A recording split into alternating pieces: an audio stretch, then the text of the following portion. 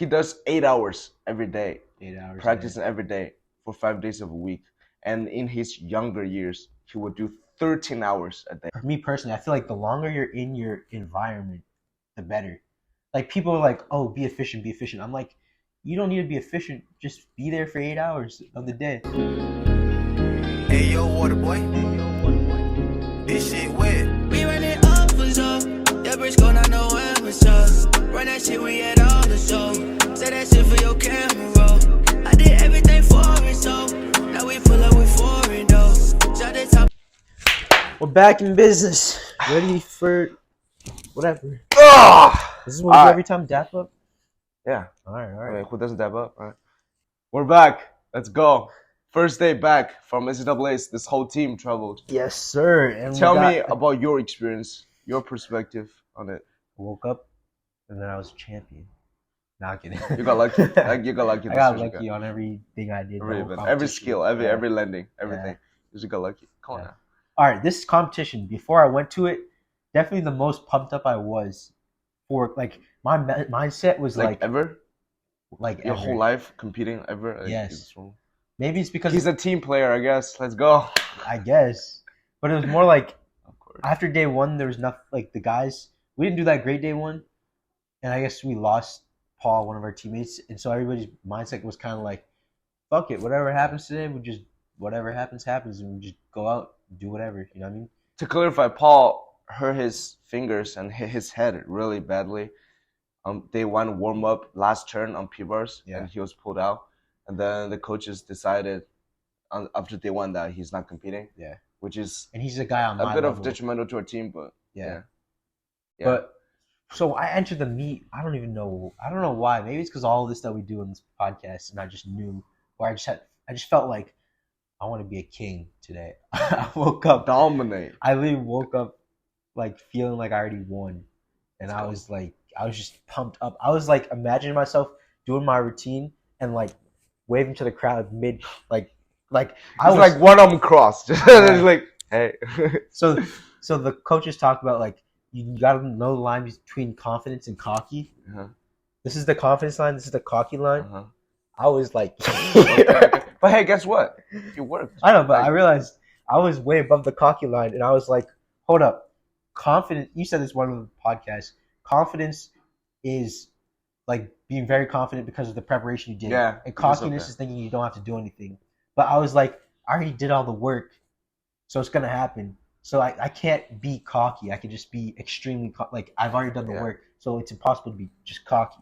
So I was sky high, like let's go. I'm gonna like show off. Like this is me just showing off to the crowd. Yeah. Not even like anything else. That's crazy. Yeah. I just popped off. For me, I'm very glad that the coaches took the whole team to travel, right? Because usually they only bring the rosters, like the people who are competing, to the crowd. Yeah. And I'm glad that we're able to support the team and then feel the energy in person, which was great, which was really mind-refreshing.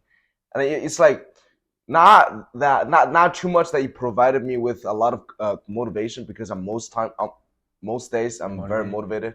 But like you almost feel like a new start. It's like, damn, I really want to be a part of that team. Yeah. And we'll see. There's a lot of work to do, right? And I got this on right now.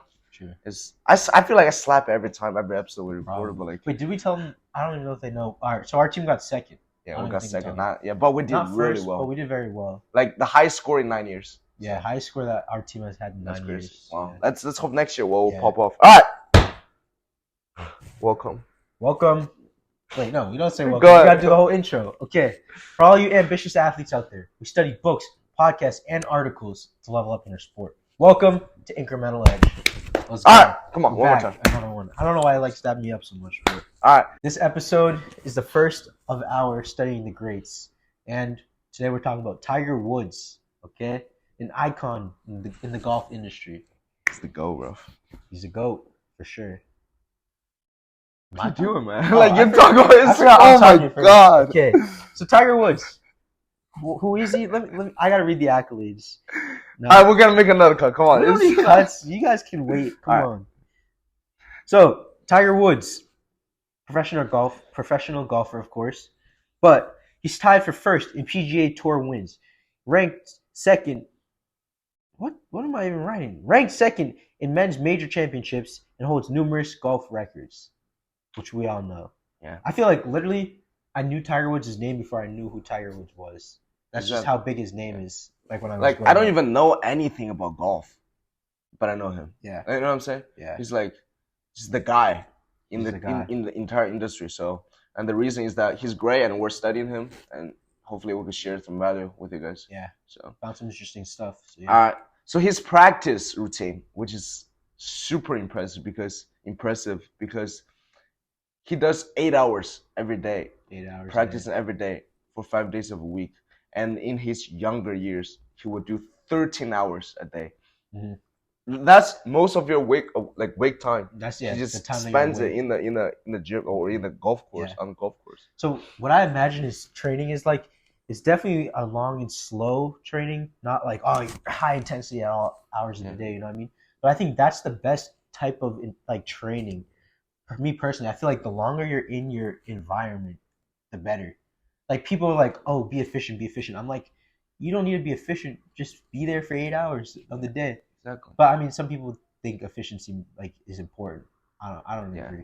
I think that the benefit of that is you'll lose track of time, right? And if when time is not on our minds, it's like you're just immersed within the environment for a very long time, and you just don't care, right? True. It's like time flies, and I think that's the best sort of mental state when you're trying to focus. Yeah, right? And I also argue that being able to keep your body in that mode for that amount of time is an advantage. You know, if you can only be in your sport mode for 2 hours, you're at a disadvantage for someone who's in that mode for 6 hours a day. You know what I mean? One more point, and we're moving on. I think that for a lot of people, being in the gym, in the environment, in the practice ground is draining. Mm-hmm. But I think that if we could, trick our mind or just like change our mindset that this is thriving, like you said, it's thriving. It gives you energy, right? Mm-hmm. And like you're having fun just being in the room. Yeah. Like how much energy do you think how much more energy do you think that's gonna provide you with? So that's 100%. Very important thing. And another analogy he used was playing golf is like reading a book with the TV on in the background. There's so much noise where you're trying to focus, but you're able to do it despite all these things around you, right? And I think that's a very important ability when you're trying to perform. Yeah, I feel like it's in every show off all the skills you have gained through the practice and journey. So, yeah. Wow, it's just Tiger Woods. But I'm just enjoying the time, but go on, after NCs, let's take it slow, okay? But okay. So also Tiger Woods, I feel like him being one of the greatest in the sport is like, I feel like that's like stage one. Stop laughing at me. I don't know why he's laughing. I feel like it's like stage one of being the top in your sport. Or I guess like the goat of your sport. Mm-hmm. I feel like the next stage is how much you actually impacted the sport. Like one thing to be the best, but if you get into the sport when it's at a certain period and you leave, changing it to a whole different like part. Okay, I'm talking terribly right now. Sorry, guys. You're good. All right, do you see what I'm saying? He entered the sport, and golf was more older people. It was. I feel like it was an older person's sport. You know what I mean?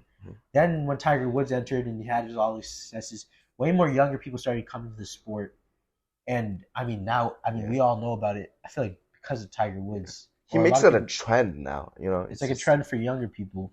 And he didn't just do that right away, but over his career, he's changed the sport to become one that's not just an old people sport. Yeah. That's when I know someone's great, when they literally change the sport. Yeah. And that's what he did. See, I can prove it because so many of my friends, like they're really into golf. They're talking about all the stats and stuff, which is like, impressive. Yeah. Because I know like 20 years ago it wasn't like that. Yeah. You do the research. It's great. I mean, how good it is being that person that leads the industry, right? Yeah. It becomes the changer of this whole stereotype of it, I feel like that's what makes you a great athlete. Yeah. I feel like anybody, well not anybody, but many people can just become the best. Yeah. I mean, that's just like a certain type of he's just a guy. Right? Like, but to be the guy, to have the personality to actually bring everybody to your sport. Yeah. That's what I strive to do for gymnastics. Yeah. And one mentality he has being that guy is that whenever he steps into a match, a competition, his mentality is very simple, is to just win, to take the W, right? And he used an example of as when when somebody steps into a boxing match, they're not gonna think like, oh, I'm gonna get second. You're gonna get beat up. And he's like, the same thing with playing golf, right? Like when I compete, I want to win. Doesn't matter what the stats are. Doesn't matter how perfect I am. Like when performing, I just win. Okay, that's the end goal. And I think that when he has that very clearly in his mind, he just goes into the flow very easily. And I think there's a good lesson to learn from that, because I realized this, and I kind of have taken to this mentality. Because there's another side to it. When you are at a level where you can win, but there's a level where you can go way farther than win. So it's kind of like, how much do you want to win by? And that's an interesting level to be big at. Thinking, right? It's not even big thinking. This is an actual situation.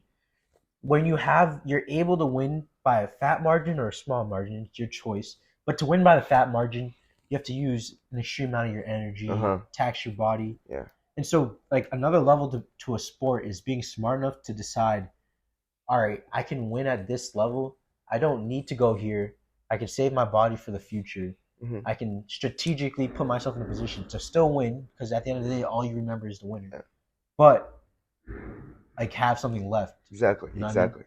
So that's a smart, like, long term. Right? Long term. When I studied other guys in my sport from other countries, I realized I've seen him compete 1 year ago a way harder routine that he's doing now. It's like Why is he downgrading?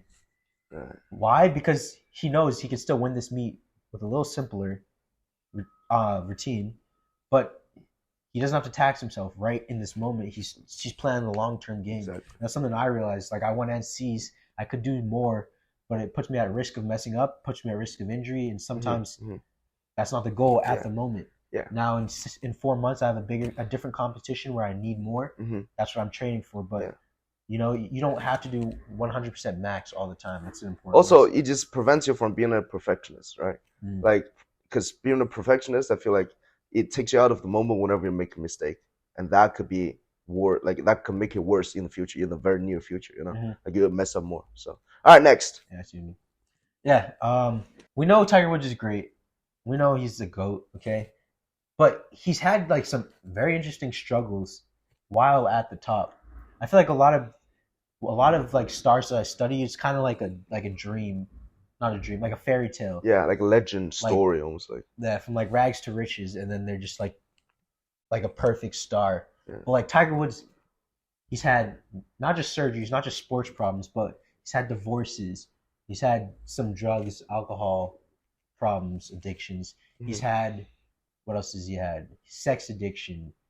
He's had. Why does he have so many car accidents? I don't know, but these things are definitely vices when we go back to like weaknesses.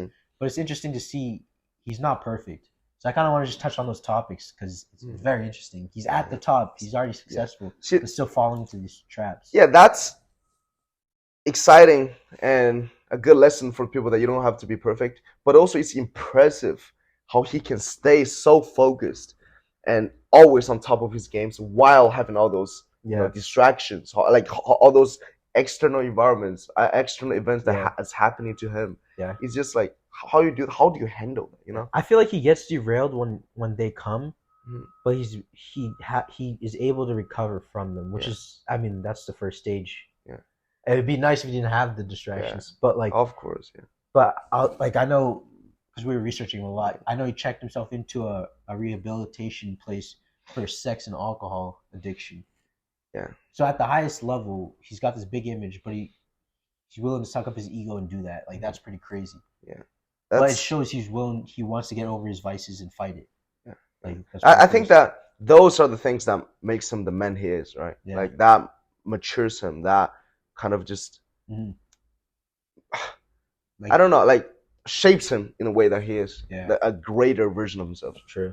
And I think I don't know about him, but like I would appreciate these episodes of, because I have had those low times and I'm grateful for them. Yeah. Because I wouldn't be this person if, not for them, not for those stuff. So, all right. He comes back. I feel like the key is just to come back from it. Exactly.